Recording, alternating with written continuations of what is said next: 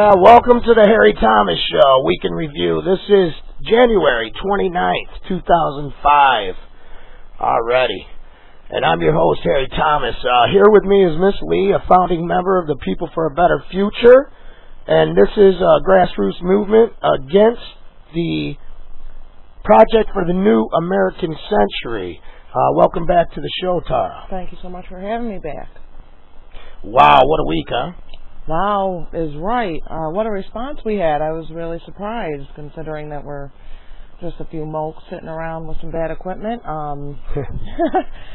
Yeah, we had like over 30. Yeah, over requests 30 for the newsletter. Yeah, at our website and our email, harrybna@netzero.com. Yeah, yes, indeed. It was certainly more than what I expected. I know it was more than what any of us here. And, and this what just shows you that folks like us are fed up, and we don't have to put up with it anymore, And, this leads up to our lead story this week is, the war in Iraq. And is that still going on? I guess it's going to be going on for 2 more years, according to the UPI report out of Washington, January 25th. The Pentagon officials say it's likely that United States will keep about 120,000 troops in Iraq for at least until 2006. And there's now 150,000 in there. And they're saying, some will be redeployed to fill it up. They're going to let through 30,000. I'm sure the families of those soldiers that finally came home after all those extended tours will be really happy to hear that.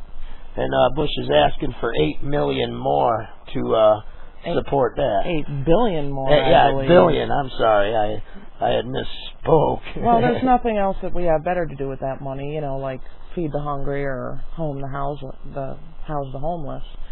I do want to get back to talking about the responses about the free DVD giveaway. Wow, that was amazing. I had more than I needed for my Christmas. I'd misplaced some, and then some I decided not to give as gifts because I realized that they weren't ready to. Like my mother, I don't give her, any of the documentaries I watch. She's elderly. She's, she's got health problems. She don't need to be, upset. Mm-hmm. But those went very fast. I believe we got all the requests for them within the first day. Yeah, by noon the next day, I had some extra DVDs also, and we had 10 of them together. Right. And we didn't have enough mailing envelopes. We had to go back out and get some more mailing envelopes. Yeah. And, guest coming up later on in the show, he was overwhelmed about the response, and he donated 50 DVDs. So we were not only able to send out over a dozen DVDs, but we had people signed up for our newsletter, which is just wonderful. And why are we doing this for free? Because we want you to make copies. If you're able to make copies of one of the DVDs, we're mailing them out to you folks Monday. And you know who you are, by the way. The first 10 get, right in a nice DVD cover, and they get, it was in plain sight, I think, another something else. Yeah, actually, they should be receiving those very shortly. Those got sent out. No, I'm sorry. I'm sending them out Monday. Oh, she thought I sent them out, but I'm sending them all out Monday. My bad. I went down to the post office and signed up for the P.O. box. And I was going to do that. That's what I was thinking. I knew you were down there for something. Which is another good news about what's going on. We got the P.O. box. You can now, if you can't get a copy of the show, or if you want your voice heard now, you can record as long as it's under 5 minutes. Any information you have, a rant, something you need to say, record it, mail it to us at PFABF, P.O. Box 883, Syracuse, New York, 13206. Or you can write Harry Thomas, P.O. Box 883, Syracuse, New York, 13206. That's SYRACUSE, New York. And that's very exciting, magazine articles, you got, anything, or maybe you got a copy of our show from a friend and you don't have internet access. Drop us a line. We'll send you what we got. We'll send you the newsletters and a copy of our current show. Yeah. We had somebody from Germany. I don't know if it was West Germany or Germany. and they could only get a piece of it through their dial-up connection, and they mailed us, and we're sending out them a copy of our show, and actually they were eligible for a DVD too. So yeah, the response has been overwhelming. Oh yeah, we heard from all over the country: Washington State, California, Florida, South Carolina, more people from New York. I mean, I was surprised. I didn't think that we would get that kind of response so quickly. Yes, and we also have our website up at harrythomas.nzfreeservers.com, and we got a lot of news here this week, folks. Let me tell you. Not only is the war going on, we got stuff coming up on the elections. They got jihadists living in Oregon now, Tara, you know, the FBI says. I'm scared. This came out from the Seattle Times on Wednesday, January 26, 2005. And I predict a lot of police state activity in Oregon now, since they have all them jihadists up there. You better watch out in Oregon, because they're coming to take away your freedoms next. In fact, they probably already got a nice plan for you.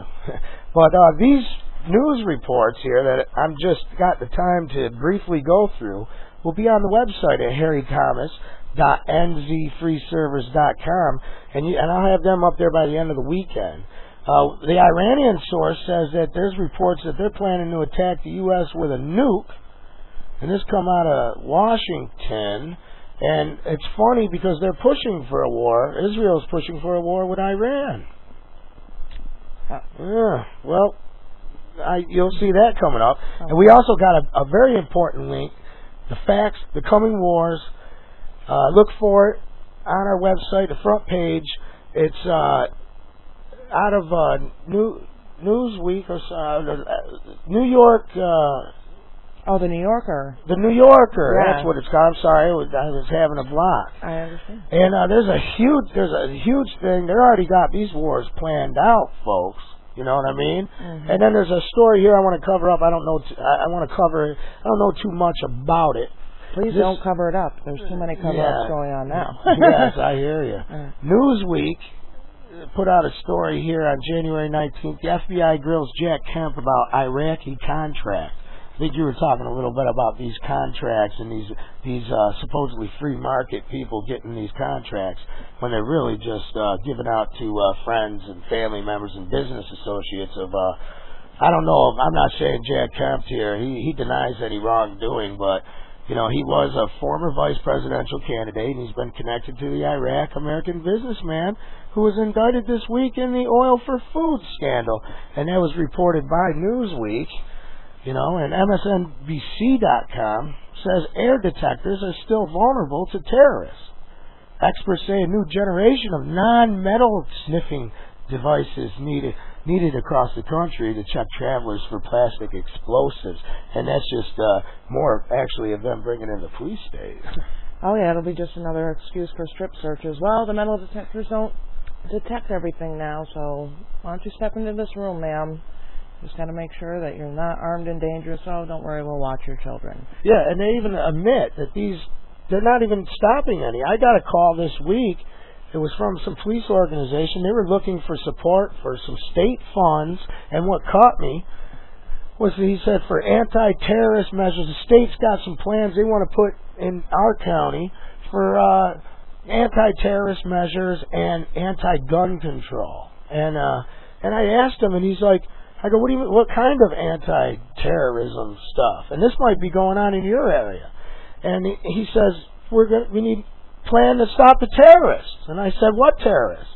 And he said, you know, the terrorists. And I'm like, well, can you be more specific? No, they can't, because now the terrorists is this big phantom organization that nobody can identify, but they're all around us. It's all heebie-jeebie stuff. It's like Goldstein in 1984. You know, they're all around, but nobody knows who they are, and therefore you should be afraid of them. Meanwhile, we have to have torture, and we have to have our face scans and thumb scans and microchips and tracking devices on our clothes and everything we buy and on our cars. And, you know, they got a curfew now in Iraq. That's new freedom. You know, they're spreading liberty and freedom. They can't even drive their cars. They can't even drive their own cars.